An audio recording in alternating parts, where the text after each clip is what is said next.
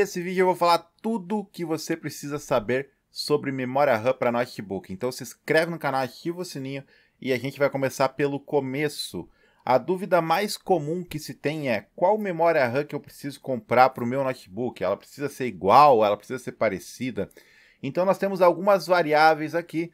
Uma dessas variáveis é o clock, né? Que é quantos megahertz de clock a sua memória RAM tem, né? A famosa frequência, tá? E essa frequência, ela pode ser 3.200 MHz, 2.600, 2.200 e tal.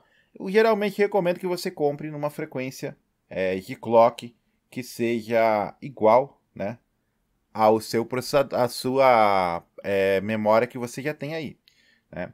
Mas você pode comprar uma inferior ou superior. O que acontece? Automaticamente o sistema ele vai igualar as duas para que elas funcionem na mesma velocidade de clock e você vai ter então o mesmo resultado. Claro que se você tem uma de 3.200 MHz e colocar uma de 2.500, elas vão trabalhar as duas no menor valor. Então você não vai ter um ganho de desempenho.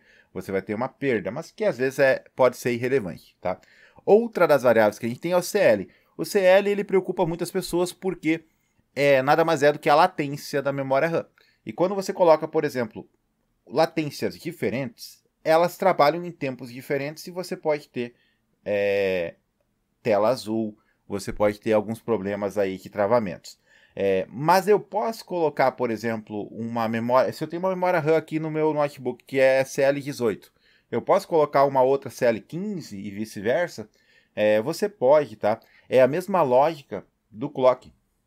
O sistema ele vai subir a latência menor para igualar a latência maior. Então, se você colocar uma CL15 no notebook que tem CL18, ela vai dar aquela igualada, tá? Mas, geralmente, a gente compra memória RAM na mesma latência que a gente já possui. Por quê? Porque nós estamos falando de notebooks, cada notebook tem um sistema, tem uma data de fabricação. Alguns notebooks não fazem esse ajuste automático, algumas BIOS não funcionam assim. E aí você tem que fazer manual, você tem que ir lá e subir o CL da sua memória RAM. Muita gente não gosta, muita gente nunca abriu uma BIOS na vida, muitas pessoas só querem usar o notebook na paz, sem estresse nenhum.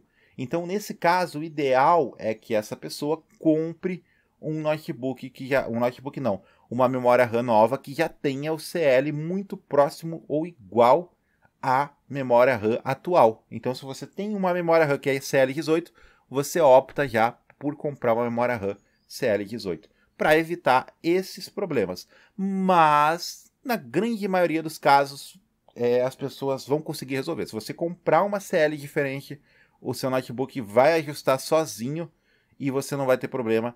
E se não ajustar, se começar a ter tela azul, começar a ter travamento, é só você ajustar na BIOS. Se você não sabe mexer na BIOS, você pode ir numa assistência técnica e pedir para o rapaz lá, para a pessoa que trabalha lá, alterar manualmente o valor da CL, da memória, né, para o mesmo trabalho, para o mesmo valor, né, para a mesma latência da memória que você comprou, ou do maior valor entre as duas, tá?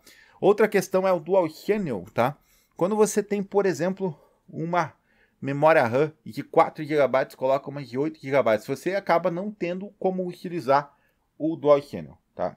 E em alguns casos, até em memórias RAM iguais, você não vai ter o Dual Channel. Depende muito do modelo da placa-mãe do notebook. Então, eu não me preocuparia muito com o Dual Channel.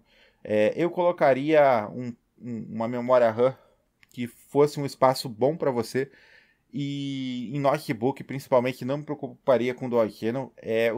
Os processadores de notebook eles já são nerfados, eles já vêm abaixo do desempenho. Se você daqui a pouco acha que vai ter um desempenho sobrenatural colocando o Dual Channel, não é bem assim. Ele tem um controle de temperatura bem controlado, porque é um lugar que aquece mais. Então, acho que o Dual Channel não é uma preocupação imensa para quem tem notebook. Eu não me preocuparia muito com isso, mas sim, se você quiser ter o Dual Channel, coloque uma memória RAM na mesma latência e na mesma frequência que a sua atual, para potencializar ao máximo ali, não ter perda de desempenho, tá? não vai colocar, por exemplo, querendo dual channel, você tem uma memória de 8 GB soldada e você vai colocar uma de 16. Aí não funciona.